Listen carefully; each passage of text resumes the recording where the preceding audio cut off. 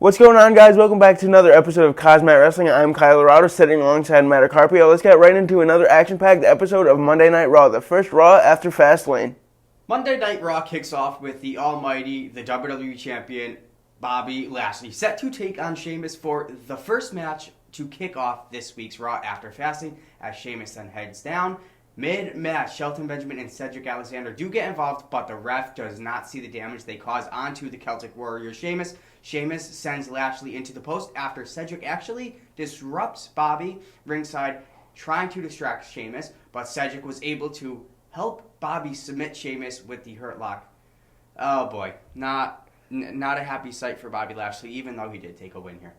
Benjamin and Alexander both pummel Sheamus, as we then see Drew McIntyre running to his former friend's aid. Yep, Drew and Bobby then face off in the ring. Drew wanting Bobby to make the first move, but MVP stops it from happening. This was crazy. They both were fired up. Bobby was sweating like a mofo. It was just chaotic. These two are going to brawl at Mania. I cannot wait for this. We then have a recap of the disturbing match between Alexa Bliss and Randy Orton last night. We'll get to that later and what happens tonight with the Fiend and Orton. You guys will like what happens. But coming up next is the return of the Raw Women's Champion, Asuka. Oh boy, do I like seeing her back. Set to face Peyton Royce, with Peyton Royce demanding opportunities a few weeks ago on Raw Talk. If you guys do remember that, it did go viral on Twitter and Instagram. But, well, she definitely did get one, but Asuka still got the win on Peyton Royce, as Rhea Ripley makes her Monday Night Raw debut, challenging Asuka for the Raw Women's Championship at WrestleMania. The A-lister, The Miz, and John Morrison are next for a new special of Miz TV. Miz and Morrison talking about Damian Priest, but also Bad Bunny, asking who he thinks he is backstage, like he owns the place. I mean, he's new. I kind of understand what Miz is talking about, but Miz can be a punk a little bit. Miz does gloat about his success in his two-time Grand Slam championship win. He says, oh, who won it? Me, not Brock Lesnar, not The Undertaker, not John Cena. I am a two-time Grand Slam champion.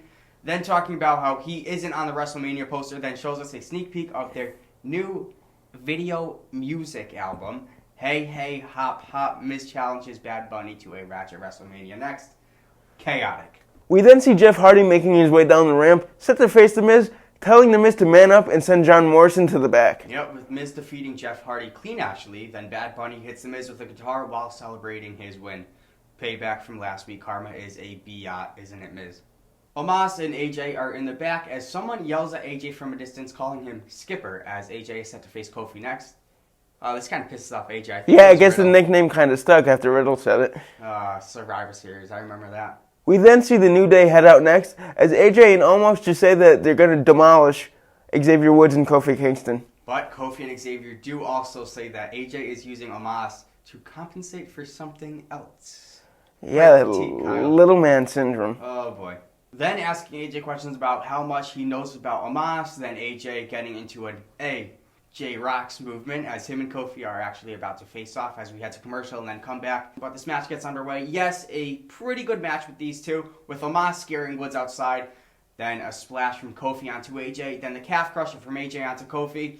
AJ goes for a forearm, but actually, I like this. Woods scares him and plays the trombone, and AJ was about to fly off from that phenomenal forearm off the top rope and then just completely falls down. It was hilarious. Yeah. With Omos actually pissed off from that, running towards Xavier Woods. Kofi then pins Styles with the SOS with help from Xavier Woods and his trombone.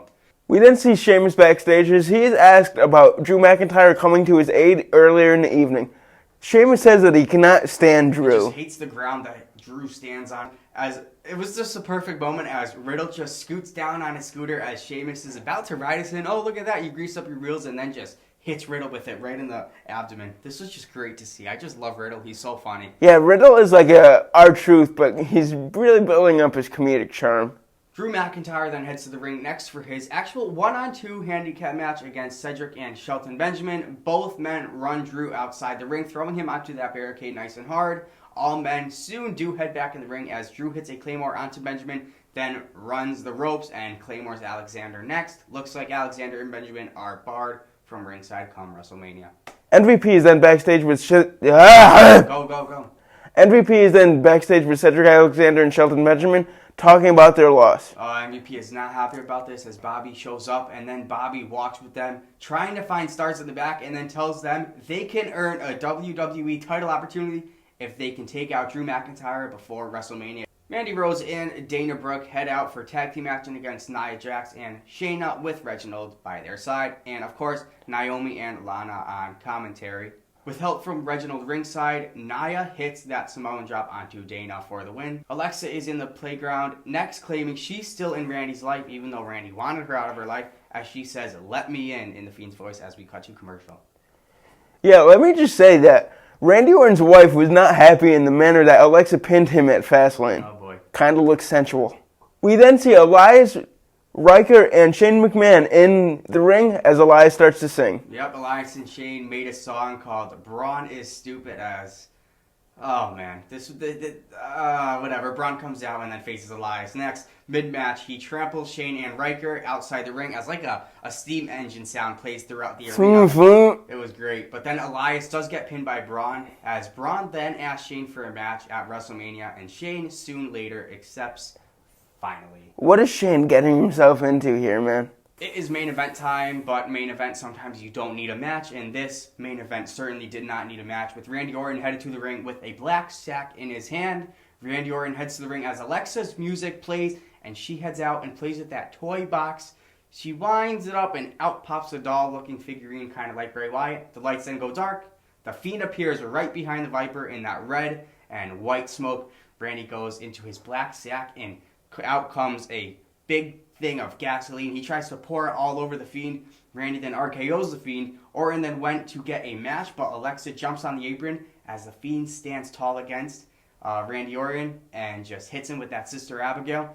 This was great production by WWE as Alexa and Bray stand tall, as she then points to the WrestleMania sign. So it looks like we got Randy Orton versus Bray Wyatt at WrestleMania. This new Fiend character, man, he looks awesome with that black mask all charred up. I gotta say, WWE did a fantastic job with this. Alright guys, that was it for another action-packed Monday Night Raw. Let us know what you liked most about the show in the comments. Always like, comment, and subscribe, and we will see you in the studio next week. What, are you gonna spit that in my face? Nope. Peace out, guys.